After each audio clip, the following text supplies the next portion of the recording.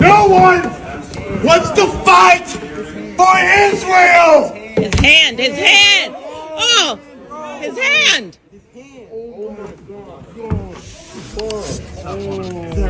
Sir.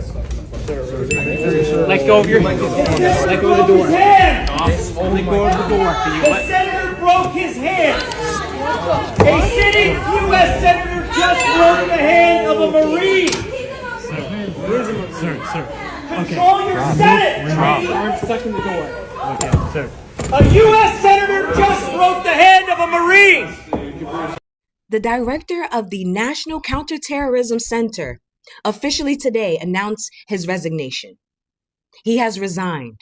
Reason being, he cannot in good faith support this war that the Trump administration has started with Iran on behalf of It's Not Real. And I have the footage. Stay tuned.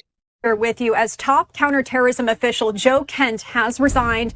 We're learning this within the past hour here. Joe Kent, the director of the National Counterterrorism Center, announced his resignation today, saying he cannot in good conscience back the Trump administration's war in Iran. Kent shared in a social media post saying Iran, quote, pose no imminent threat to our nation, and it is clear that we started this war due to pressure from Israel and its powerful American lobby. There was no immediate comment from the White House. In a video that I posted earlier today, I stated that the United States was losing this war that they started with Iran. Now I'm telling you they lost. It's no longer they're losing. The United States of America has lost. They've lost. Not just that, it is now public knowledge from somebody on the inside stating to all American citizens that the only reason why America is a part of this war, that is involved with this war, why it started this war, is because of the pressure that came from It's Not Real. We have no business doing this. The United States media is trying to convince us citizens that there's only been 6 casualties. However, the media reported from Iran reports that within the first 5 days, they claimed 500 American lives. We are now in day 18 of this war. The United States government has been trying to make it seem as though Iran is just going crazy bombing these neighboring Middle Eastern countries, when in fact they are intentionally bombing the U.S. bases that just so happen to be held in those countries. The United States has bases in Saudi Arabia, in Qatar. They have it in Kuwait, Bahrain.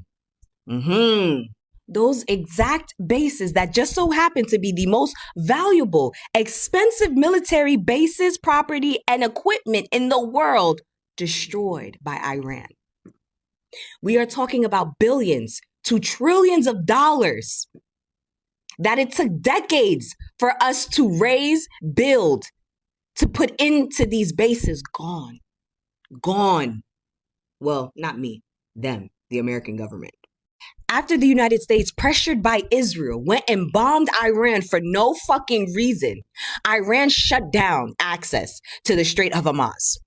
For 18 days, the United States has had no access, to the point where the leader of the strongest military strength of the world, President Donald Trump, started asking for other nations to send ships, to the point where now they're trying to figure out a way how they can sneak through. Iran got their foot on the United States' neck right now, okay? Mind you, while Iran has its foot firmly on the United States' neck, attacking their bases, claiming American lives, this is also part of the reason why those rumors that you hear about American soldiers not wanting to actually go into deployment, they don't want to deploy, it's because they know the truth. They know the truth. They know the real casualty numbers. They know the real death toll. They know, right? But let me get back to the point that I'm trying to make. While Iran is doing all of this, they're still operating as normal. They're still selling their oil. They're still moving and doing what they got to do. They just sold 11.7 million barrels to China alone. Not just that. They're like, listen, I'm going to think about opening up, you understand, the Strait of Hormuz, as long as all trade for the cargo is done using the Chinese yuan. We don't want the dirty United States dollar present. We don't want to see it at all. America lost. America lost. They lost. To every single person who voted for Donald Trump, not only do you play a part in the reshapement of how America is viewed in the world, internationally, right? America has lost a lot of credibility because of the person who is currently leading it. With your votes, by the way. It happened with your votes. Not only are you responsible for that, you also have blood on your hands for the American lives, these American soldiers that are about to die because you elected and voted for this incompetent fool to be the leader of the United States. Congratulations. Hello everyone, and welcome to the Voice of the Voiceless, the channel where we examine the stories, opinions, and concerns that deserve to be heard. Today, we are discussing the growing opposition in the United States to the ongoing war with Iran. Now, particularly among veterans, militaries, families, young Americans, and ordinary citizens who are questioning why the conflict began, what America hopes to achieve, and how many lives may be placed in danger as American service members suffer casualties and the conflict threatens to spread across the Middle East. Many people are asking whether this war truly protects the United States or simply creates an prolonged crisis without a clear ending. Before we continue with our commentary, watch this first set of clips and listen carefully to what these Americans, veterans, and concerned citizens have to say. I'm going to be honest, I can't go to Iran. I can't deploy to Iran. And it's not because I don't want to. I want to serve my country. It's just that I will be an OPSEC liability in any country filled with pretty caramel-colored women.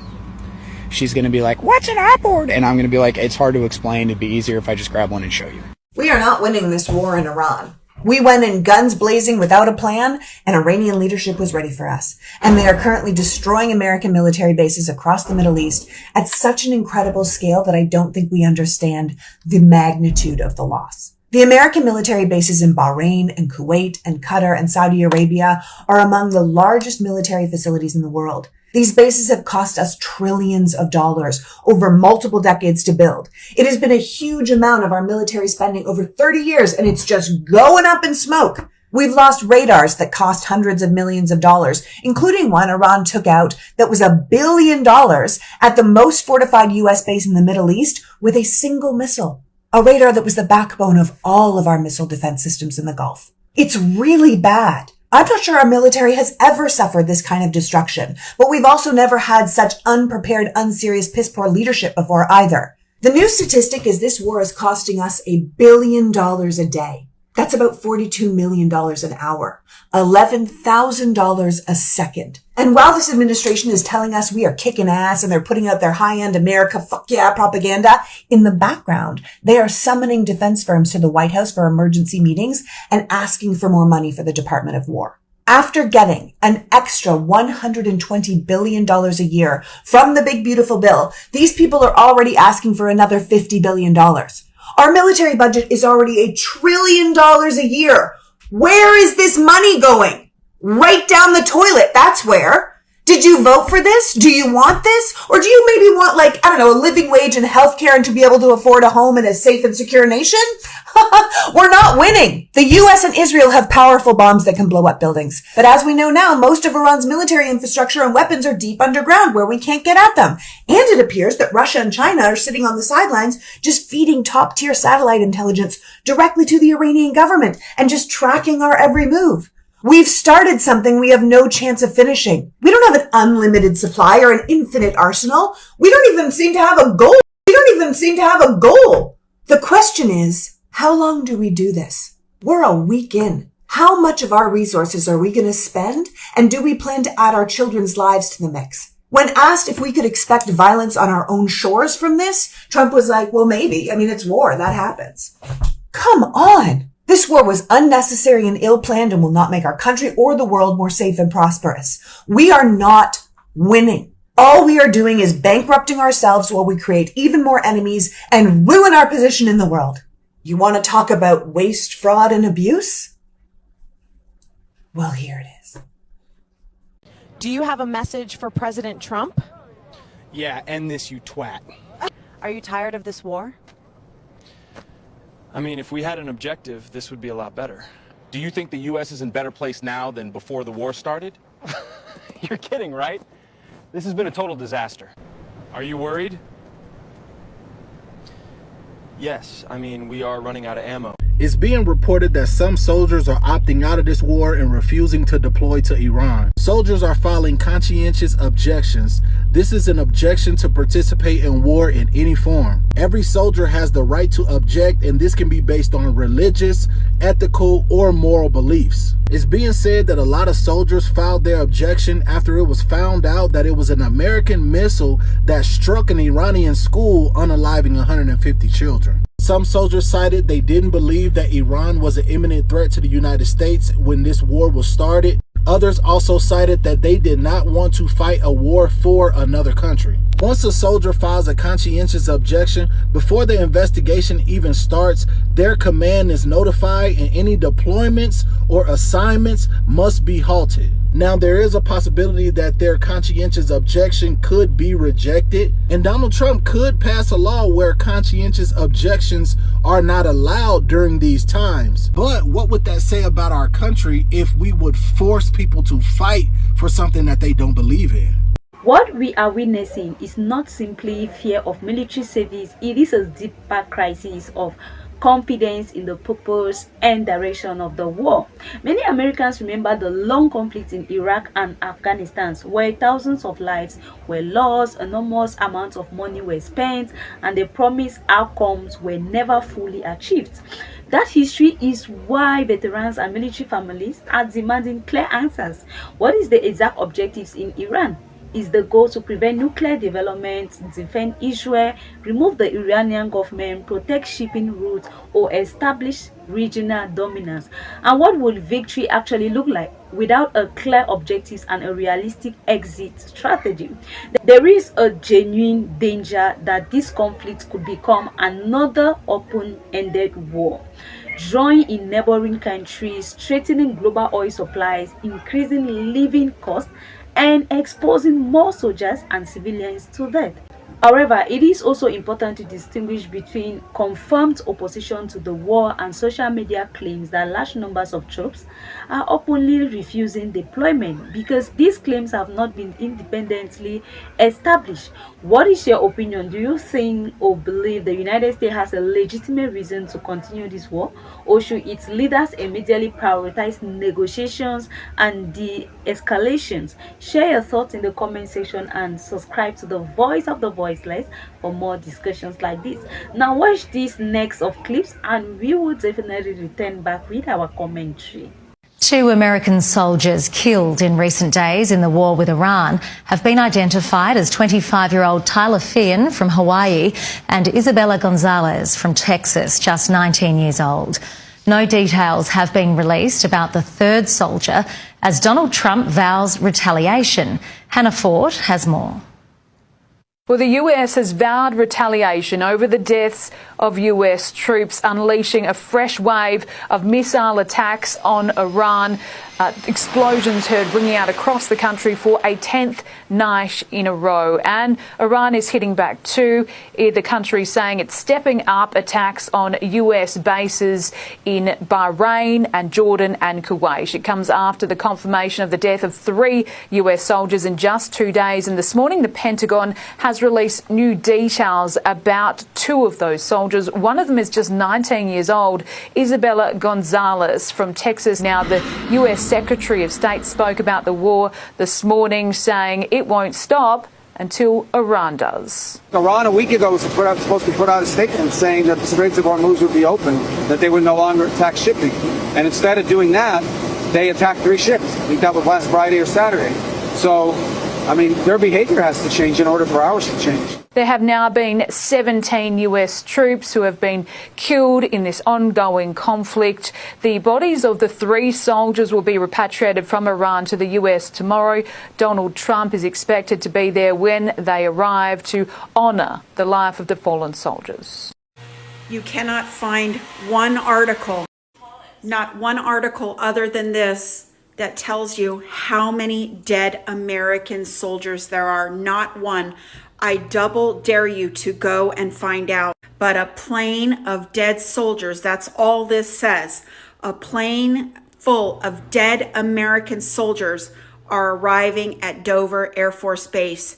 not a number of how many dead soldiers. And we did not hear about this beforehand like we did with the 6. Why did we not hear about that? Because that's bad news. When I tell you this could be hundreds or thousands of dead soldiers and they're hiding it from us, why hide information if we're doing the right thing? If this is not a war, why hide information, and why are there dead U.S. military soldiers? I want to remind everyone that Congress, the Republicans in Congress, the House and the Senate, the Republicans control Congress. They have voted 8 times for all of these strikes, including this strike that killed these American soldiers and will continue to do so every single day. They could call a meeting at any time to stop killing soldiers. Anytime they can call a meeting and simply vote to stop killing American soldiers. I don't want you to lose sight of that. I don't want you to forget that. This is only day 7, but every single day, this is on Republicans in Congress and our Republican president. A plane full of dead soldiers is arriving at Dover Air Force Base. We have no idea how many are in there or how many others there are. According to a new report, there's been a 1,000% increase in U.S. troops seeking what's called conscientious objector status, meaning they would be objecting to going to fight in the Iran war. A military official said that a ground operation would be an absolute disaster. We don't have a plan for that. We can't even fully defend a single land base in the theater. Additionally, a veteran and a reservist who mentors younger officers told HuffPost her contacts are expressing a loss of faith to a new degree. She said, "I'm hearing out of service members' mouths the words, 'We don't want to die for Israel. We don't want to be political pawns.'" And another reservist in touch with current troops separately reported hearing similar comments. The first reservist continued by saying, "I've shared conscientious objector information 6 times in the past 2 weeks, and I've been in the military almost 20 years. I've never had people reach out this way." The executive director of the Center of Conscience and War said his group in the past would hear from between 50 and 80 troops annually. However, this month he's seen a 1,000% increase, saying at least one new service member now contacts the organization daily. The reservist said the lack of a clear, consistent narrative justifying the Iran war is a key source of discontent among troops, demoralizing those who believe a poorly planned conflict is placing them in unnecessary danger for no identifiable strategic benefit. A 1,000% increase in U.S. troops seeking to avoid this war because there's no reason for it should tell us everything we need to know.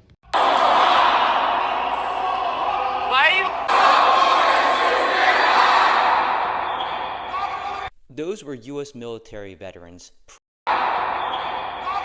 Those were U.S. military veterans protesting Trump's ridiculous war against Iran, getting arrested at the Capitol complex today, including this man right here who's a disabled veteran. Hit the heart button if you support our veterans. My name is Mike Hastings, and I served in the United States Marine Corps. The President's decision to deploy my brothers and sisters against U.S. citizens is a shameful abdication of the President's responsibility as Commander-in-Chief. They were not needed, not wanted by the governor or local authorities, so the only explanation is this is a pure political ploy to please the President's supporters at best, or a tyrannical exercise of power to stoke the President's ego at worst. Make no mistake, Marines are not pawns. They're not meant to be deployed for political games. The President's actions are nothing but a pure disrespect to their lifelong pledge of honor, courage, and commitment. Hey everybody, it's Joshua Doherty, aka Joshua Lloyd Fox. This is going to be super quick. I just talked to 2 of my buddies who are still active duty Air Force. One's an officer, one's enlisted, but he's a high-ranking senior master sergeant. I reported this morning in my video that Hegseth and Donald Trump have fired over 20 generals and admirals, and apparently there's hundreds of more senior officials already being let go. And the reason for that, as my buddies told me, and they said that I'm allowed to tell you guys, is that all of the senior leaders of the military have told both Donald Trump and Pete Hegseth that they will not put boots on the ground and start a land invasion of Iran. Apparently last week, Trump asked the military to do that. Pete Hegseth gave the orders, and multiple senior leaders have said no. So they are doing exactly what we thought they would do in order to either stop, de-escalate, or not. At least 30 generals have refused to execute Trump's orders to commit war crimes and send U.S. ground forces to Iran. At least 30. So far, 12 of them have been fired, including the commander of the U.S. Army Ground Forces. The rest of the generals will also be dismissed. Pretty much every commander who controls ground forces has to go. Ladies and gentlemen, this is pure, unadulterated fascism. If J.D. Vance and Marco Rubio have any smidgen of a conscience or any smidgen of a desire for future political office, they will assemble the cabinet, use the authority of the 25th Amendment to the Constitution, and remove Trump from office. After that, he must be arrested, prosecuted, convicted of war crimes, and sent to prison. We must end the lawlessness of Washington, D.C., and bring the rule of law back to America.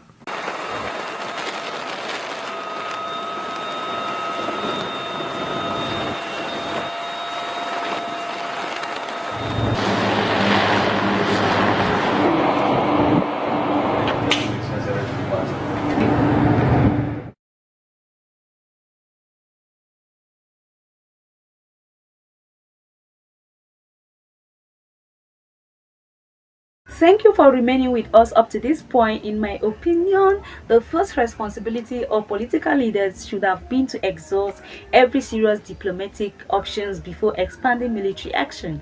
When the government sends young men and women into danger, it owes them and their families a clear legal justification, an achievable mission, sufficient protection, honest information about casualties, and a credible plan for ending the conflict. Supporting service members should not mean accepting every decision made by political leaders without question. It should also mean ensuring that soldiers are not sacrificing an avoidable war driven by pride, political pressure, or unclear strategic interests. Now, Congress, the White House, military leaders, and international partners should therefore pursue an enforceable ceasefire and negotiations before the situation develops into a wider regional catastrophe. But what do you think should have been done differently, and do you believe diplomacy can still bring these conflicts to an end? Please do well to share your thought at the comment section, and do not forget to subscribe to the Voice of the Voiceless, and see you in the next video. Thank you.